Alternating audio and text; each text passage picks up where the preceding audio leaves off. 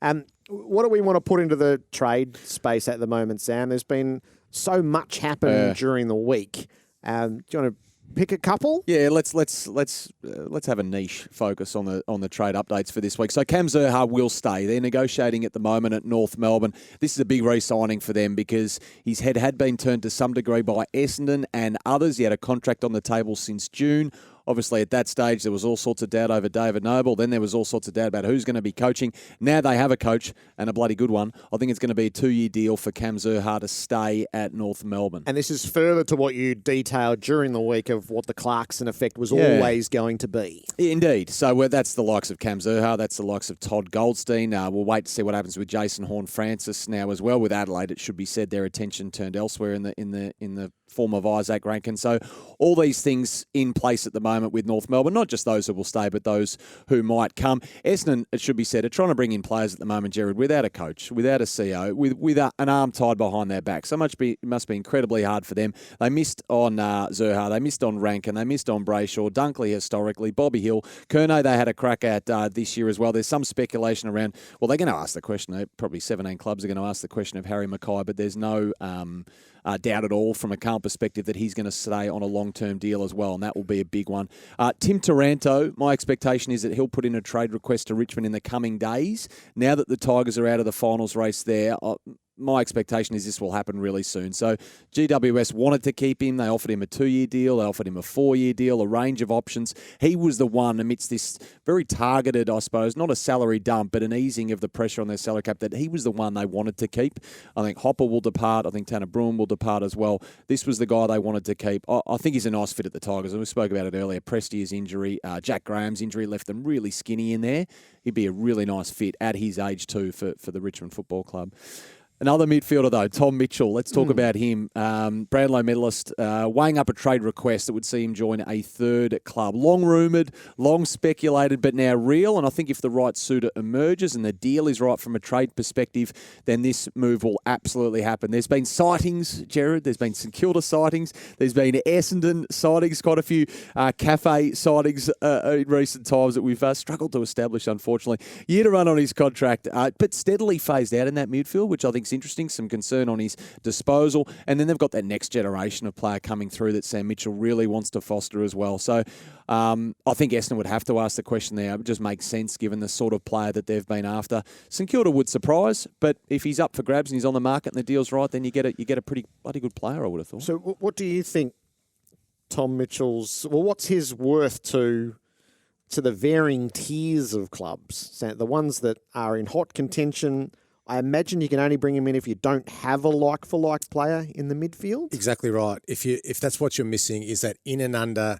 clean clearance winner, that's what you go for. But there's too many clubs who've already got that established type player in their system. And we saw potentially, say, with the Adelaide Crows, they've got too much of the one type in there. When you look at, Crouch and Sloan and Keys and those guys, they've sort of got too much of the same. So, unfortunately, his value is only strong if there's a club that desperately needs that type, because you can spread on him. You can get from contest to contest quicker.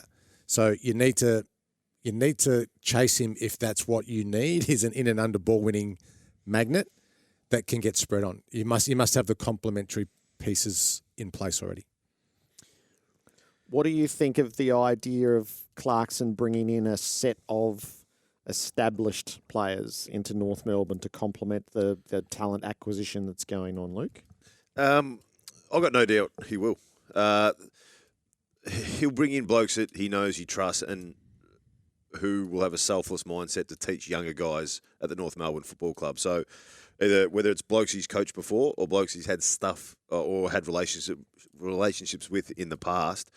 But I think if you look through that North Melbourne side, there's so many young guys and they need guidance. They need people there who are 25 plus that can come in and listen to the game style that Clarko wants to teach to the younger guys. And we've seen in the past, whenever you've cut a lot of senior players out, it's so hard for young guys to try and stand up in pressure situations. Otherwise, then they lose confidence. And it's pretty much what North Melbourne have gone through for the last 2 years. So he'll be going out there searching for senior players, but at the same time won't be overpaying him. He'll want blokes to come on the right mindset about teaching younger guys, not so much about them getting 30 or 40 touches themselves. Be interested to see how far he goes. Yeah. You know, would he go as far as Bradley Hill? 2 years to go on a really high-end contract as well with everything they're trying to restart there at North Melbourne. Esava Ratugolea, year to go on that contract. One to watch in terms of testing the waters. A chance to make it as a defender elsewhere, I reckon. Paddy McCartan style, if you like. A switch back to as an athletic interceptor. He showed what he might be able to do at that part of the ground. GWS came calling when Jeremy Cameron was traded,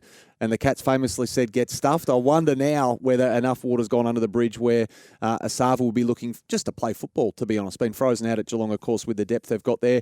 Josh Dunkley, I think we're going to hear on this very, very soon. The Brisbane offer comparable. The Port Adelaide offer is the big one financially. The Dogs are really relaxed about it. We've spoken about it a lot, Gerard. They say he's super invested. He's engaged and behaving really along the lines of a player. Everything points to him staying, but until he signs, and the fact that it's gone so late in the season, there are some nervous people around that, but largely speaking, they're pretty comfortable with it and relaxed over where that one sits as well.